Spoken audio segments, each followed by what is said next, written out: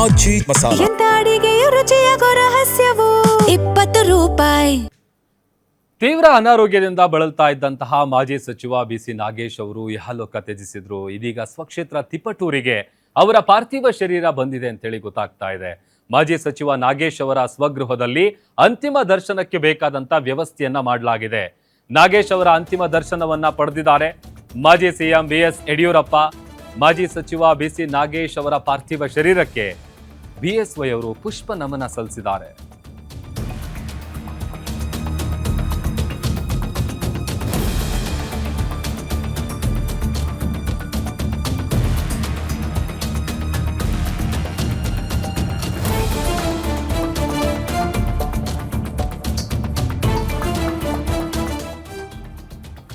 ಮಾಜಿ ಸಚಿವ ಬಿಸಿ ನಾಗೇಶ್ ಅವರ ಪಾರ್ಥಿವ ಶರೀರ ಸ್ವಕ್ಷೇತ್ರ ತಿಪಟೂರಿಗೆ ತಲುಪಿದೆ. ಅವರ ಸ್ವಗೃಹದಲ್ಲಿ ಅಂತಿಮ ದರ್ಶನಕ್ಕೆ ಬೇಕಾದಂತ ವ್ಯವಸ್ಥೆಯನ್ನ ಮಾಡಲಾಗಿದೆ. ಈ ವೇಳೆ ನಾಗೇಶ್ ಅವರ ಅಂತಿಮ ದರ್ಶನವನ್ನ ಪಡೆದಿದ್ದಾರೆ ಮಾಜಿ ಸಿಎಂ ಬಿಎಸ್ ಯಡಿಯೂರಪ್ಪ.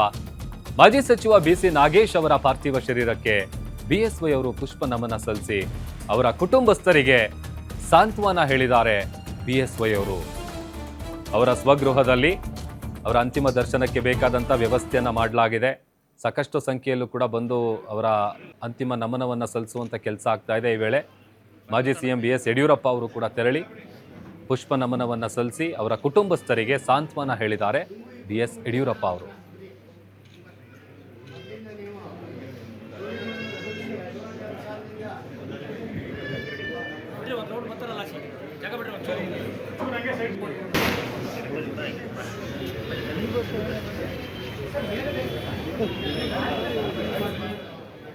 ಕಳೆದ 1 ವರ್ಷದಿಂದಲೂ ಕೂಡ ಅನಾರೋಗ್ಯ ಸಮಸ್ಯೆಯಿಂದ ಬಳಲ್ತಾ ಇದ್ದಂಥ ಮಾಜಿ ಸಚಿವ ಬಿಸಿ ನಾಗೇಶ್ ಅವರು ನಿನ್ನೆ ಕೊನೆಯುಸಿರೆಳಿತಾರೆ. ಅದಾದ ನಂತರದಲ್ಲಿ ಇವತ್ತು ಬೆಳಗ್ಗೆ ಮಲ್ಲೇಶ್ವರಂನ ಬಿಜೆಪಿ ಕಚೇರಿ ಏನಿದೆ ಅಲ್ಲಿ ಅವರ ಪಾರ್ಥಿವ ಶರೀರವನ್ನು ಅಂತಿಮ ದರ್ಶನಕ್ಕೆ ವ್ಯವಸ್ಥೆಯನ್ನು ಮಾಡಲಾಗಿತ್ತು. ಆ ವೇಳೆ ಸಾಕಷ್ಟು ಸಂಖ್ಯೆಯಲ್ಲಿ ಎಲ್ಲ ರಾಜಕಾರಣಿಗಳೆಲ್ಲರೂ ಕೂಡ ಬಂದು ಅಂತಿಮ ನಮನವನ್ನು ಸಲ್ಲಿಸಿದರು. ಅದಾದ ಬಳಿಕ ನೇರವಾಗಿ ಅವರ ಸ್ವಗ್ರಾಮ ಏನಿದೆ ತಿಪಟೂರಿಗೆ ಅವರ ಪಾರ್ಥಿವ ಶರೀರವನ್ನು ತೆಗೆದುಕೊಂಡು ಹೋಗಿ ಅಲ್ಲೂ ಕೂಡ ಅಂತಿಮ ದರ್ಶನಕ್ಕೆ ಬೇಕಾದಂಥ ವ್ಯವಸ್ಥೆಯನ್ನು ಮಾಡಲಾಗಿತ್ತು.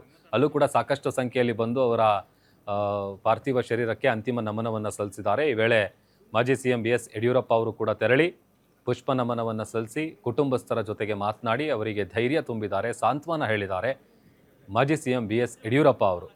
ಬೆಳಿಗ್ಗೆ ಇಲ್ಲಿ ಬಿಜೆಪಿ ಕಚೇರಿಯಲ್ಲಿ ಅಂತಿಮ ದರ್ಶನಕ್ಕೆ ವ್ಯವಸ್ಥೆ ಮಾಡಿದಂಥ ಸಂದರ್ಭದಲ್ಲೂ ಕೂಡ ಸಾಕಷ್ಟು ಸಂಖ್ಯೆಯಲ್ಲಿ ಬಂದು ಅವರ ಜೊತೆಗಿದ್ದಂಥ ಒಡನಾಟ, ಅವರು ಕೊಟ್ಟಿರುವಂಥ ಕೊಡುಗೆಗಳೆಲ್ಲದರ ಬಗ್ಗೆ ಕೂಡ ಸ್ಮರಿಸ್ತಾ ಇದ್ರು.